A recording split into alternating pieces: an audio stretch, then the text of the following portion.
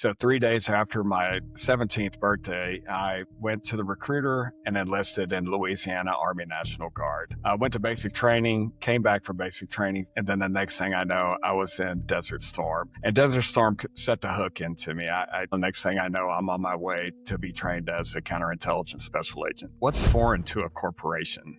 Well, that's competitors. That could potentially be investors, vendors, partners, all of these people that are not in the trust tree of the corporation. And they're all trying to collect information on us, one, to either sell us something or to make money off of us or to get an in so that they can partner with us in some way. Now, the employees have access to very sensitive information. It's not only just intellectual property and trade secrets that they have access to, but it's the institutional knowledge of an organization, of the context of why you went this direction versus going another direction. All of that is valuable information. Hey, let's welcome Ryan Rambo, 26-year Army counterintelligence veteran who now drives commercial offerings at IXN Solutions and co-hosts the CI Press podcast. Good to see you, sir. Good to see you too, Danny. Thank you so much for inviting me onto the show. As a host of a podcast, I'm usually on the other side of this thing, asking my guests questions. So this should be a fun experience. I'm really looking forward to it. Absolutely.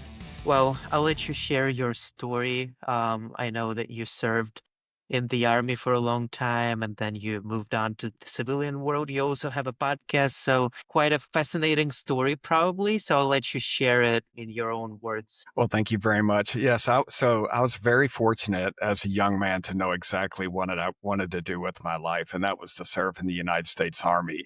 So 3 days after my 17th birthday, I went to the recruiter and enlisted in Louisiana Army National Guard.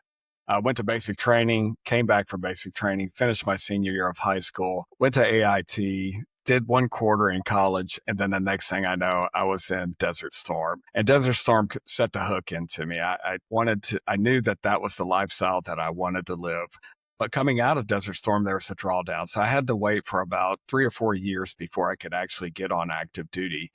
And in between that period, I took a lot of odd jobs. So I was a roustabout on an oil drilling rig in the Gulf of Mexico. I was also a roughneck. Spent about 3 years working on and off on offshore drilling rigs. But then in 1995, it opened back up. I joined the active duty force and came in as a full-time active duty truck driver. The first assignment was at Fort Carson. Second assignment was in the Netherlands. I was there for 3 years. Fantastic assignment. I drove for a 2-star general. At the end of the tour, the general asked me, "Hey, what would you like to do with your career?" I said, "Well, during Christmas, I came across this counterintelligence agent who thought I was a smart guy. So obviously I had him fooled. And he threw counterintelligence at me. He said, "Hey, how would you like to have a career in counterintelligence?" Well, I went back to the general. I said, "That's the one thing that I'd like to do." And generals make things happen in the military. So he made a phone call. And next thing I know, I'm on my way to be trained as a counterintelligence special agent. Graduated from that in November of 2000. And then my first assignment was in a Cav squadron as basically a 19 Delta Cav scout. So I thought I was going to be doing something swoopy and cool. Unfortunately, it didn't work out that way. But about, 9 months into that assignment, September 11th happened. And I applied for and went through selection and got accepted into a special mission unit. I went into the special mission unit, did that for 4 years, came out of that, then went warrant officer and became a warrant officer in Army counterintelligence. First assignment, becoming a warrant officer, was in Germany. I did 2 years in Heidelberg, Germany before they closed it down. And then 3 years in Korea, running special projects and special collection activities for 3 years on the Korean Peninsula. Excellent assignment. I left there. My final assignment in the Army was at Fort Leavenworth, where I was the counter-espionage team chief there, with the responsibility for, like the northwestern quarter of the United States. Another really excellent assignment. Retired in December of 2016 and decided that I really wanted to take a break from military work and went straight corporate. And left there, went to work for a company called Cerner, which is the biggest employer in Kansas City at the time. And after about a year and a half of doing cybersecurity, I stood up their first counterintelligence and insider threat program. I did that for about 3 or 4 years and then transitioned to a smaller healthcare company out of Miami called ChenMed. Very, very excellent company, wonderful mission. And I stood up their counterintelligence and insider threat program. So, really great corporate and government experience. And I took all of that experience and brought it to IXN Solutions. So, IXN, it was really funny because these are guys that I served with in the Army, and they had created their own company, and they were looking to add a corporate flavor to their offerings. And because I had been in corporate for about 10 years, they figured that they'd roll the dice and take a chance on me. And I'm so glad they did. I work with just a phenomenal group of patriotic counterintelligence professionals that are doing everything they can day to day to protect this country, the defense industrial base, and our intellectual property trade secrets from those who wish to do us harm. Uh, how hard was it to transition from the military to the corporate world and to the civilian world?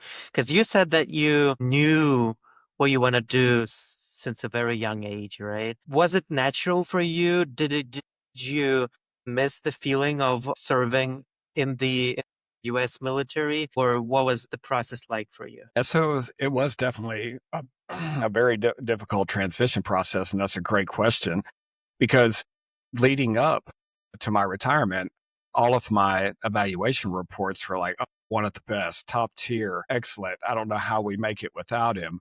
But then whenever I retired from the Army and got my DD Form 214, that's the release from active duty, they never called me back. And so, they didn't call me and say, hey, Ryan, this thing is all broken without you. Please come back. And so, yeah, I kind of, it felt a little odd because I had been living that life for so long. So there was a little bit of a transition period where it's like, okay, well, it's over now. The next chapter has begun, and it's time to do something different and chart a new path. And it seems like you brought your counterintelligence skills to the civilian world. Could you guide me through what counterintelligence even means? Or maybe some examples, or at least high level idea of what you did in this. Yeah, absolutely. So I can give you the government definition.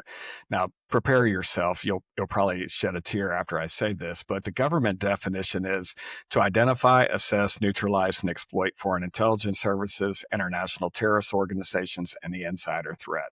So I've memorized that one. But I would tell you that there's probably a better definition that's more appropriate for both government and commercial. And it goes something like this. It is the practice of keeping enemies outside your walls while catching the ones inside. And so that's the definition. Whenever I talk counterintelligence to corporate leaders, it's essentially what we're trying to do. And one of the great things about the government, especially the Army, is they have regulations and policies and rule sets to follow. So you can always lean on those. And it gives you authority as a counterintelligence professional to do your job to protect the military or the government.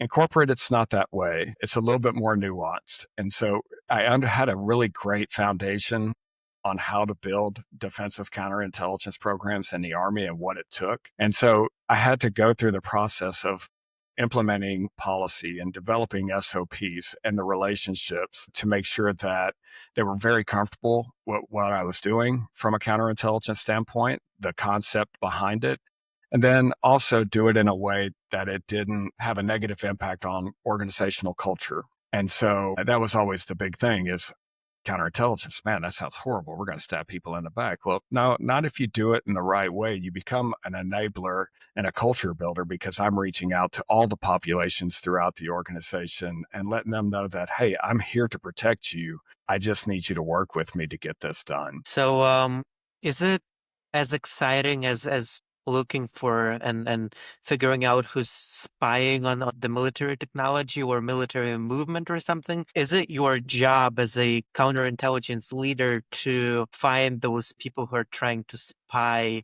inside the system, the army, the country? Yeah, so I've had this argument a lot actually, and some people will say that you can only do counterintelligence at the nation state level because it has to have some foreign nexus to it, some other nation state that's actually attempting to collect our information from a foreign intelligence service standpoint. But I will tell you that if we drop it down into the corporate environment, what's foreign to a corporation?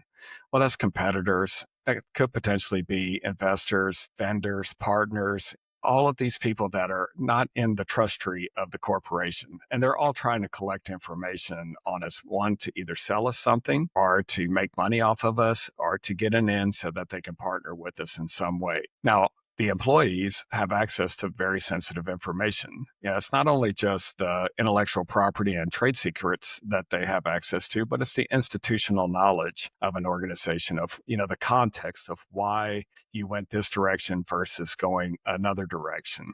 All of that is valuable information.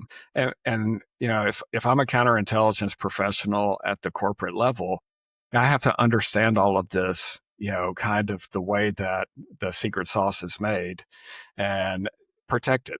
And then I also have to understand the psychology of the people that are employed there. They're people just like us.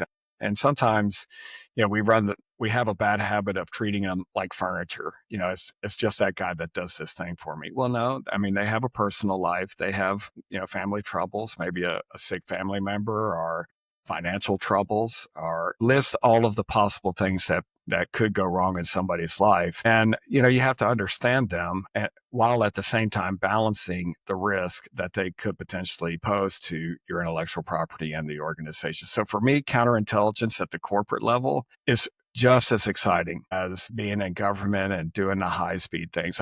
In fact, I like it a bit more in corporate because it goes so fast. And I've explained this, an investigation in government could take years, forever, because you've got to get approvals and you've got to request things, and you're tied to law and executive orders and that sort of thing.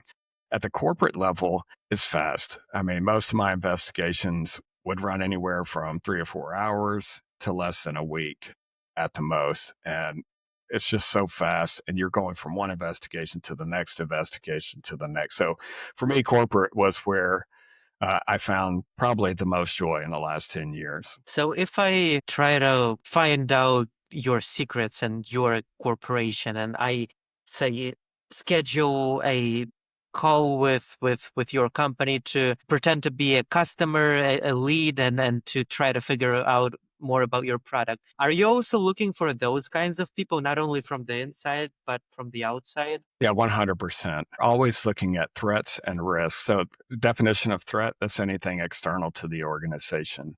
Risk is generally what I consider to be internal. So, those threats are fun to catch because they give us an insight into what an adversary, whether it's a nation state, competitor, whoever, what they're trying to collect on, what information is valuable to them. Well, if I know from a counterintelligence standpoint what you're interested in, now I know what to protect even closer. Say, for example, during the course of your phone call and the situation that you described, you hand over an email address or a phone number.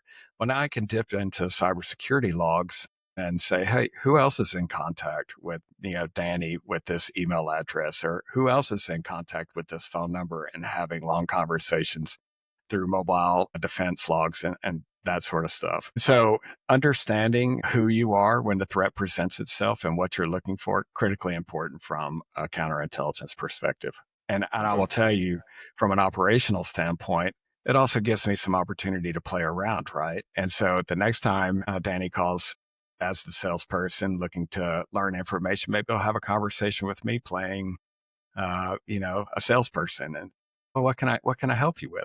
What can I tell you? And maybe I lead you down a rabbit hole, or maybe I just gather as much information as I can about you so that I can, what is it called? Neutralize the threat. And in corporate world, buying and stealing secrets has, it seems like to me, it has less consequences than stealing secrets from the foreign military or the government, right? There is still some laws and legal framework, but where is the line between, legally I can make a phone call and figure out as much information as possible. It's gonna hurt your business, but it's still legal, versus it crosses the legal line as well. Could you help me understand where this legal line lies? Well, I do know that Congress passed the Espionage Act of, I think, 1998, and they defined it. So I think it's more like, have you ever heard of Supreme Court Justice Potter whenever he defined pornography? He said, I can't define pornography for you. I just know it whenever I see it. And that's kind of the same kind of thing with espionage. Yeah, it's not a very clearly defined thing, other than I would say that the intent, you have to have intent to steal something. You have to attempt to be surreptitious in the way that you do it. And now, whenever we were in government, if anybody was employing tradecraft, then we knew that was a dead giveaway to espionage. Maybe on the corporate side, you could probably tie tradecraft into it as well. So yeah, I wish I had a concrete, set in stone answer for you, but I really don't on that. I just know it whenever I see it. And in what capacity you work with your clients? And I can imagine it's different corporations and you don't have one single client. Do you come in as some kind of advisor, or do you come in full time? How do you collaborate with your clients? Well, what we're finding in industry, so the closest thing you can find to a corporate counterintelligence professional these days is under this insider threat name. So inside the corporations, you have insider threat programs, and that's pretty close to a counterintelligence agent, but or a counterintelligence professional, but not so much. So what we're seeing from threat programs, and they're going to hate me for saying this, but they're not busy enough. It's not worth the spend to, in most cases, have 6 to 10 investigations, like real investigations a year, and the rest of the time you're talking about, training and awareness and cybersecurity monitoring and all of these different things. So what we're trying to sell and the approach that we're taking is kind of a fractional relationship with our clients, and we call it a fractional counterintelligence program. And we believe whenever we go in, the first month or two are going to be the hardest as we get the policies in place, SOPs in place, we get the cybersecurity tooling dialed in, and we start taking a look at those things. What we're trying to do is create a funnel inside the organization where threats and risks are forced to come into contact with counterintelligence professionals. And we have all of the SOPs and policies and processes and partnerships and everything to make that happen. And so if we create the funnel properly and it surfaces up to counterintelligence or security professionals in the organization, that's when they really need us. They don't need a full-time employee. They don't need somebody sitting there all the time. They just need us whenever there's bad things that are happening. And then we come in to help them work through that challenge. So that's the way that we approach our client base. All of our clients are different. And so we have to come up with tailored solutions. There's no cookie cutter way of setting up a program. It's really, it kind of is to the client's needs. And that's how we approach it and develop the program. What were your biggest wins or discoveries? What you were able to find out in these investigations that you can share, maybe without specific names, of course, but still. Yeah. So we had a very interesting case, and I won't name the company, but we had a director of cybersecurity. So think about that. I mean, this guy had access to all of the cybersecurity logs. He had access to the network. He had the keys to the kingdom. But he was also moonlighting for a different company, and so he's working two jobs, both of them remotely. So he's double dipping. The way that it came to our attention was through our foreign travel security program. And we had implemented a foreign travel security policy that said that anybody who's going to a high risk country must contact the counterintelligence team, because that's one of the indicators of espionage. Is I travel to a foreign country, I meet my intelligence officer, I provide them information, they give me payment, I come back home, no real threat of being arrested, no worries, right? So most spies travel to a foreign country to commit espionage. So we know that. So we put in that foreign travel security policy. Well, one day I get this phone call, not to my work computer, not to my work cell phone, but to my personal cell phone. And it's this director of cybersecurity. And he says, "Hey, Ryan, I need to report some foreign travel to you, but I need to tell you the backstory." Well, as soon as he said those words, I leaned back in my chair and thought, here it comes. This is going to be a good one. And it was. I mean, it was, he had walked into the Soviet embassy in the 1980s. He had pen pal contacts with a lady that he called Olga in the Soviet Union, now Russia. And Olga, after about 25, 30 years, decided that it was time for them to meet in person and for him to fly to Minsk. So this was during the height of COVID. And so nobody was traveling. There's no way. And I said, well, how long are you going to stay? He was like, I'm just going to stay. It's going to be a nice long weekend. And so he is going to fly from the US to Minsk, Belarus to meet Olga. And so obviously he may not have known it, but he was on the road to espionage. And so through the course of, creating the funnel, putting the policies in place, putting the SOPs in place, and having it all set up led to a significant win that at the end of the day involved, multiple FBI field offices and some other agencies, and significant event. Tremendous win, protected that company, protected the U.S. government, really protected that employee, because if he had gone to Minsk, there's no telling where he'd be at today. But that is the whole point, is to roll these threats and risks into contact with us so that we can make a determination and then neutralize anything that could potentially go wrong. So the foreign government was basically spying on an American corporation, right? Probably because it was doing some critical work. Is that correct? That was part of it, but if you remember during that time frame, there was the Russian military forces were kind of building up on the borders of the Ukraine, and so it's interesting. I don't know what they were thinking. Maybe it was just a target of opportunity, but they did see his title, director of cybersecurity, and he was also working for another government contractor, which I think was pretty high level as well, and so you never know. You never know. And maybe they were looking to put him into a different position or whatever else, but he was on the road to being a fully recruited spy. And even if he may not have known it, he was in a bad way. So I can't speak for the other side. I could just tell you what it looks like from my side. And it definitely looked like the road to espionage. And you mentioned FBI, and the national intelligence has like a lot of different branches. You have the CIA, the FBI, and then in the military, you also do counterintelligence. How do all of these agencies like work together? Because I imagine if you're in the military and you're doing counterintelligence, you're focused on the military stuff, but then you have to collaborate with other agencies, and within the business corporate world it's still probably kind of complicated. So as much as you can publicly share, and please don't if it's a valuable information that someone can steal, but if you can share, how does that work together? Yeah. So in the United States, the FBI has primacy for counterintelligence.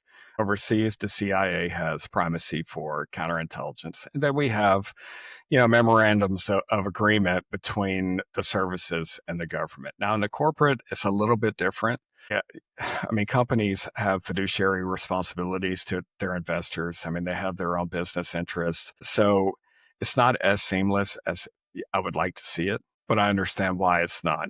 Now, one of the challenges that we have in the corporate environment is that, yeah, there's historically been this pushback on bringing counterintelligence into the corporate environment, but it just makes sense to do so, especially nowadays whenever we face whole of society collection efforts from multiple nation states, adversaries from competitors and investors and everything else are collecting information. It just makes sense to me that corporations would want to have a counterintelligence program.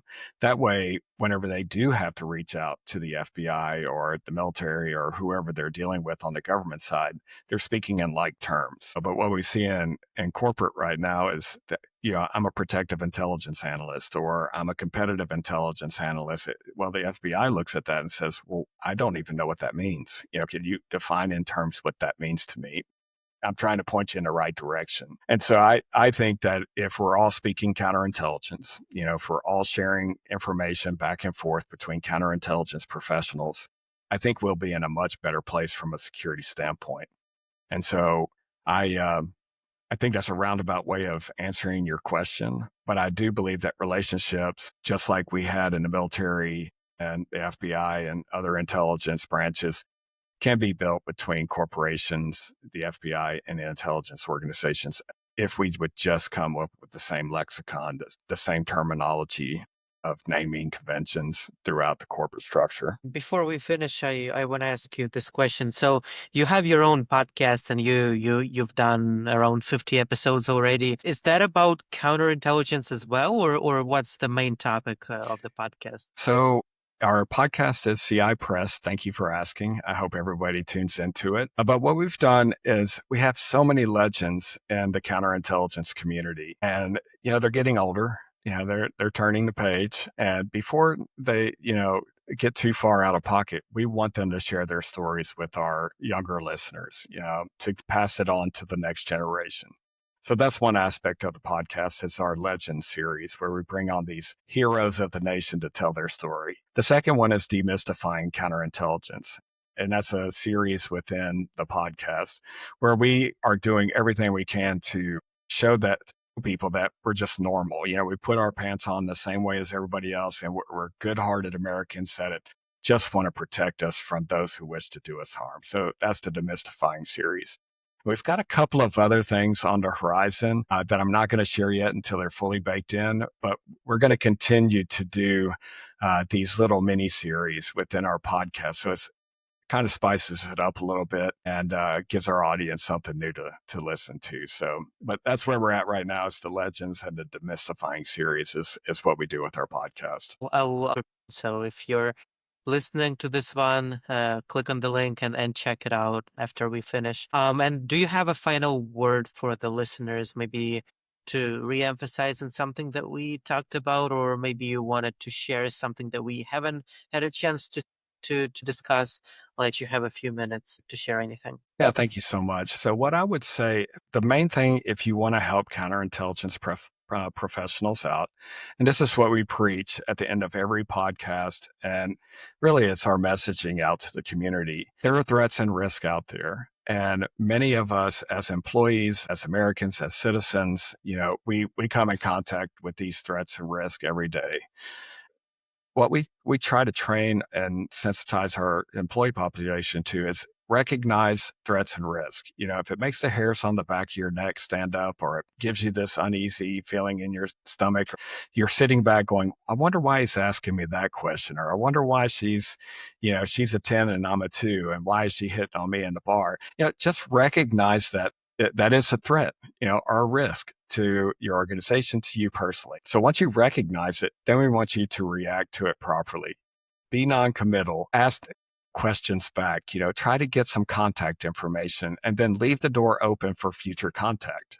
So let's just say, hey, I can't meet you for coffee tomorrow, but maybe I can meet you for coffee in 2 weeks. Do you have a business card that you can give me where I can email you back with some dates or something like that? So react to it properly, be non-committal. And then we want you to report it immediately to security professionals. And I think that's the biggest hurdle that we have as Americans is that we do come in contact with threats and risks all the time, but we're really hesitant to report that to security professionals because we don't want to hurt anybody's reputation or do damage to their career, or we just feel sorry for them.